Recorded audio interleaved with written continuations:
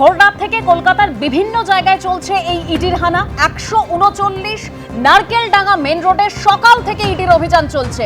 সঞ্জয় খেতানের ফ্ল্যাটে তল্লাশি কেন্দ্রীয় এজেন্সি।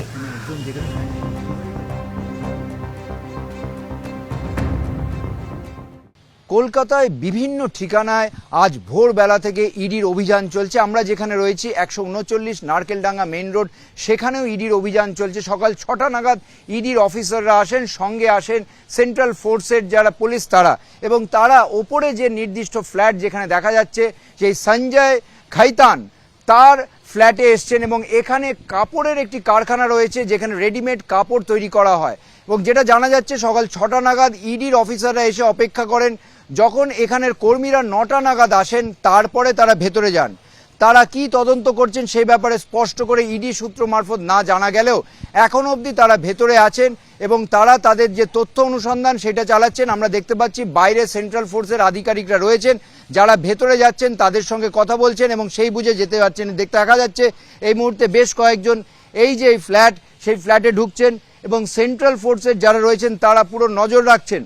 ও যেটা সকালে কি দেখলেন এনারা, সেন্ট্রাল ফোর্স ইডি এরা কখন এসছে, কি দেখেছেন এটা বলুন। সকালবেলা আমি যখন ঘুম থেকে উঠে যখন আমি বেরাই 6টা বাজে, তখন তো আসার পর দেখি সেন্ট্রাল ফোর্স আর ইনারা ঢুকছে। ইনারাকে আমি জানি না, তো এসে বললো এই ঘরটা কে থাকে। তো আমি বললাম স্যার ঘরে কে থাকে জানি না, ঘরে একটা কারখানা আছে, এইটুকুনি। তো বলার পর ওনারা এখানেই বসেছিল, তো ওনারা কী পারপাস এসে সেটা আমরা জানি না। সেন্ট্রাল ফোর্স অফিসার তারপর সকাল 9টার সময় ওই ঘরের যারা কাজ করে তারা আসার পর তখন ওনারা ঢোকে, এইটুকুনি আমি দেখেছি, যেটা জানি ওনাদের এইটুকুনি বলা হয়েছিল। না না এইখানেই ওই জামা কাপড়ের সেলাই ফেলাই হয়, সব জিনিস তৈরি হয়, এইসবই হয় কাজ। আর ওর মধ্যে আমরা কি জানি কি আছে না আছে সেটাও বলতে পারবো না। অনেক দিন ধরে আমি তো এখানে আজ দাদার কাছে কাজ করছি, 8-10 বছর ধরে দেখছি। জানা যাচ্ছে এই যে উপরের ফ্ল্যাট যেখানে ইডির অফিসাররা গেছেন সেখানে গত 10 বছরের বেশি সময় ধরে রেডিমেড কাপড় তৈরির একটি কারখানা ছিল, এবং সেই কারখানার যারা কর্মী তারা রয়েছেন, যদিও যারা মূল মালিক তারা এখনো আসেনি বলে জানা যাচ্ছে স্থানীয় সূত্র মারফত। ইডির তরফ থেকে এখনো তথ্য অনুসন্ধান চলছে। ক্যামেরায় দীপ্ত চক্রবর্তীর সঙ্গে ঝিলম করঞ্জয়, এবিপি আনন্দ, কলকাতা। সোনাপাপ্পু মামলার তদন্তে এবার শান্তনু সিনহা বিশ্বাসের কান্দির বাড়িতে ইডির অভিযান। যে অভিযান 6 ঘন্টা হতে চলল, তদন্তকারী আধিকারিকরা এখনো সেখানে রয়েছেন। ঠিক যে ছবি আপনাদের সামনে তুলে ধরেছি, দরজার তালা ভেঙে এভাবেই শান্তনু সিনহা বিশ্বাসের বাড়ির ভিতরে ইডির আধিকারিকরা ঢোকে।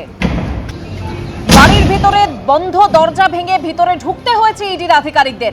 বাড়ির ভিতরে প্রচুর সিসি ক্যামেরা রয়েছে। ভিতরে তৈরি হচ্ছিল মন্দির কমপ্লেক্স। প্রাসাদের ভিতরে অসংখ্য ঘর রয়েছে, আর প্রতিটি ঘর শীততাপ নিয়ন্ত্রিত। বহুমূল্য গ্রানাইট পাথরের সেই ঘরগুলি তৈরি করা হয়েছে বলে সূত্রের খবর পাওয়া যাচ্ছে।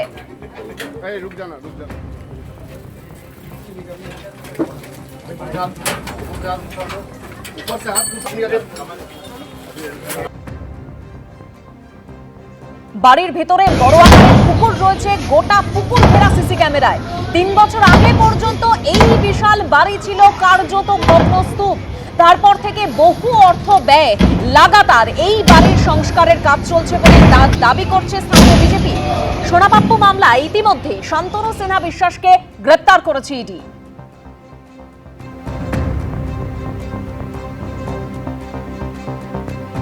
শান্তনু সিনহা বিশ্বাসের বাড়িতে এই যে ছাদ রয়েছে এবং সামনে থরে থরে যে ইডির যে সমস্ত গাড়ি রয়েছে সেগুলো সামনে রয়েছে।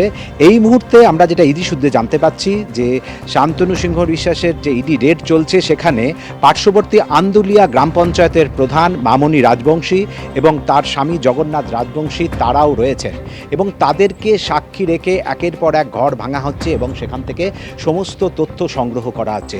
এবং তোমাকে আমি দেখানোর চেষ্টা করব এই যে বাড়িটার উপর থেকে একেবারে বাড়ির একেবারে যে সংস্কারের কাজ, সেই সংস্কারের কাজ কিন্তু এখনও চলছে, এবং এই সংস্কারের কাজ প্রায় 1.5-2 বছর ধরে চলছে। এবং কার্যত এটা পরিত্যক্ত একটা বাড়ি ছিল, সেই পরিত্যক্ত বাড়িকে তারা একবারে সুন্দর করে তারা সাজিয়ে তুলেছেন। এটা হচ্ছে ছাদের দৃশ্য, এবং ছাদে একাধিক যে শীততাপ নিয়ন্ত্রিত যন্ত্র লাগানো হয়েছে। আমরা 3 তলার ছাদে আমরা রয়েছি।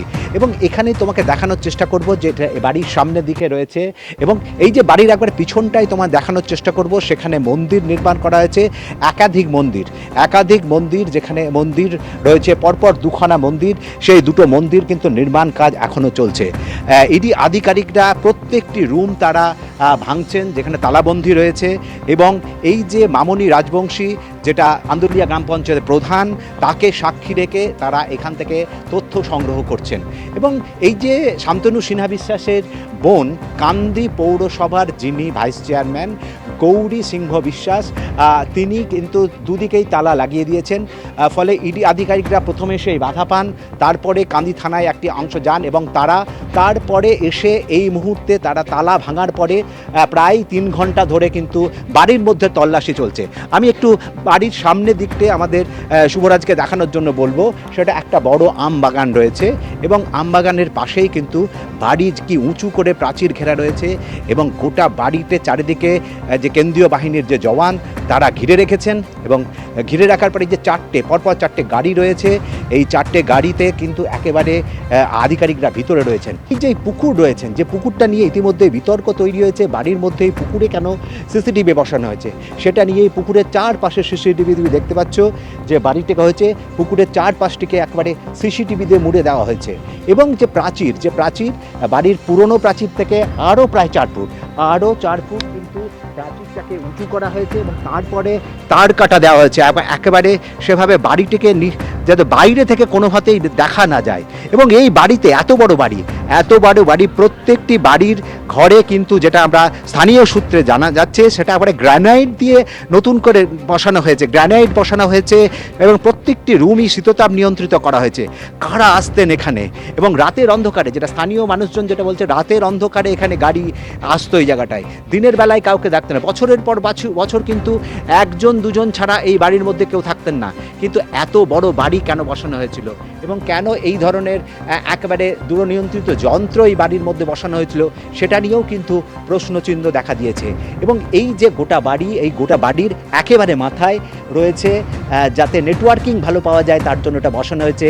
এটা সরকারি না বেসরকারি সেটাও কিন্তু এখন প্রশ্ন রয়েছে। পুকুর থেকে গোটা অঞ্চলটা কিন্তু এই মুহূর্তে সিসিটিভিতে মুড়ে ফেলা হয়েছে, গোটা পুকুরটাকে সিসিটিভিতে মুড়ে ফেলা হয়েছে এবং বাড়ির চারিদিক একবারে নিশ্চিত্র নিরাপত্তায় চারিদিকটা কিন্তু ঘেরা রয়েছে। কি হতো বাড়ির মধ্যে, এ প্রশ্ন কিন্তু এলাকার মানুষের মধ্যে রয়েছে, কিন্তু কেউ প্রশ্ন করতে ভয় পাতেন। একদিকে যেরকম শান্তনু সিনহা বিশ্বাসের কান্দির এই বাড়িতে এখনো ইডির আধিকারিকরা রয়েছেন, অন্যদিকে কসবা অর্থাৎ কলকাতার কসবা এবং রয়েট স্ট্রিটেও এই তল্লাশি অভিযান চলছে। আমি শুরুতেই রাজীবের কাছে যাব। রাজীব, 6 ঘন্টা হতে চললো, এখনো ইডি আধিকারিকরা সেখানেই রয়েছেন, কি তথ্য পাচ্ছ?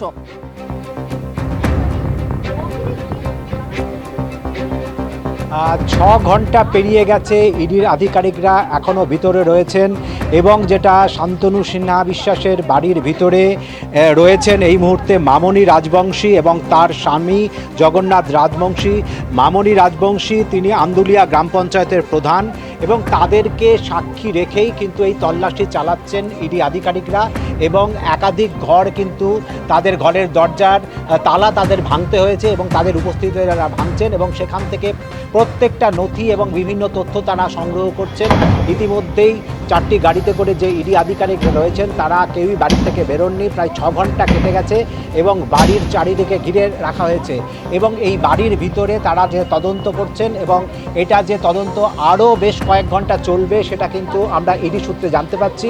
এবং চারিদিকে রয়েছে যে কেন্দ্রীয় বাহিনীর জওয়ান, তারা কাউকেও গাড়ির ভিতরে তারা কাউকে যেতে দিচ্ছেন না এবং চারদিকে তারা ঘিরে রেখেছেন। অল্প কিছুক্ষণ আগেই আমরা এই বাড়ির যে ছাদ অর্থাৎ শান্তনু সিনহা বিশ্বাসের বাড়ির যে ছাদ, সেই ছাদ থেকে আমরা গোটা বাড়ির দৃশ্যটা দেখানোর চেষ্টা করছিলাম এবং কেন্দ্রীয় বাহিনীর জওয়ান যারা ছিলেন তারা সেখানে পৌঁছে সেখান থেকে আমাদের নামিয়ে দিয়েছেন এবং এই মুহূর্তে বাড়ির সামনে কিন্তু একেবারে কেন্দ্রীয় বাহিনীর জওয়ানরা রয়েছেন এবং ভিতরে তদন্ত চলছে। যেটা আমরা স্থানীয় সূত্রে জানতে পারছি যে এই বাড়িতে যে সমস্ত নথি রাখা রয়েছে সেগুলো তারা খতিয়ে দেখছেন। ইতিমধ্যেই যে এই বাড়িতে যিনি থাকেন অর্থাৎ কান্দি পৌরসভার ভাইস চেয়ারম্যান যিনি গৌরী সিনহা বিশ্বাস, যিনি শান্তনু সিনহা বিশ্বাসের বোন, তিনি স্থানীয় এলাকায় নেন, পৌরসভার যিনি চেয়ারম্যান তিনিও বাইরে রয়েছেন। তিনি বলেছেন যে তিনি এই মুহূর্তে বাড়িতে নেই, ফলে বাড়ির সামনে এবং পিছনে দুটো দরজাই কিন্তু বন্ধ করা ছিল। ইডি আধিকারিকরা দরজার তালা ভেঙে কিন্তু ভিতরে ঢোকেন এবং ভিতরে ঢোকার পরে যে মেইন গেটের তালা সেটাও ভাঙতে হয় এবং একাধিক তালা ভাঙতে হয়েছে বলে আমরা স্থানীয় সূত্রে জানতে পারছি। এবং যে মামনি রাজবংশী এবং তার স্বামী জগন্নাথ রাজবংশী, যারা স্থানীয় তৃণমূলের নেতা বলে আমরা জানি, স্থানীয় যে গ্রাম তৃণমূল পরিচালিত আন্দুলিয়া গ্রাম পঞ্চায়েতের প্রধান এবং প্রধানের স্বামী, তাদেরকে একেবারে সাক্ষী রেখে তারা এইখানে তল্লাশি কিন্তু ইডি আধিকারিকরা চালাচ্ছেন। সেটাও প্রায় 6 ঘন্টা পেরিয়ে গেছে। আরও ক ঘন্টা যে এই তল্লাশি চলবে সেটা কিন্তু স্পষ্ট করে বলা যাচ্ছে না। প্রত্যেকেই এই মুহূর্তে বাড়ির ভিতরের মেন গেটের ভিতরে আরেকটা গেট রয়েছে, একেবারে ভিতরের গেটে তারা বন্দি অবস্থায় রয়েছেন এবং তাদের গাড়িগুলো বাইরে রয়েছে। এবং তারা যেটা আমরা ভিতর থেকে আমরা যেটা জানতে পারছি, তারা বিভিন্ন নথি এখানে সংগ্রহ করছেন। সমস্ত নথি তারা এখান থেকে বাজেয়াপ্ত করছেন। বাজেয়াপ্ত করার কাজ কিন্তু শুরু হয়েছে এবং সেটা স্থানীয় তৃণমূল নেতৃত্ব এবং পঞ্চায়েত প্রধান যারা দুজন তাদের উপস্থিতিতে করা হচ্ছে। এবং এই ঘটনা নিয়ে কিন্তু রীতিমতো কান্দি অঞ্চলে সকাল থেকেই কিন্তু একটা উন্মাদনা দেখা দিয়েছে। প্রচুর মানুষজন রয়েছেন। পুলিশ এবং ইডি আধিকারিকরা স্থানীয় মানুষজনকে এই বাড়ির আশেপাশে আসতে দিচ্ছেন না এবং প্রত্যেকের কাছে এলাকার মানুষের সঙ্গে আমরা কথা বলে জানাতে পারছি কেন হঠাৎ এই বাড়িটাকে এইভাবে বড় করে ঘেরা হলো এবং এই বাড়ির সঙ্গে স্থানীয় মানুষজনের যে যোগাযোগ, একজন জনপ্রতিনিধির সঙ্গে যে যোগাযোগটা বছর 2-3 আগেও ছিল, সেই যোগাযোগ বলছিলে যে এই বাড়িতেই বেশ কিছু নথি রয়েছে, সেই নথি খতিয়ে দেখার কাজ এখনো ইডি আধিকারিকরা করছেন এবং সেই নথি বাজেয়াপ্ত করা হবে। এবিপি আনন্দ এগিয়ে থাকে, এগিয়ে রাখে।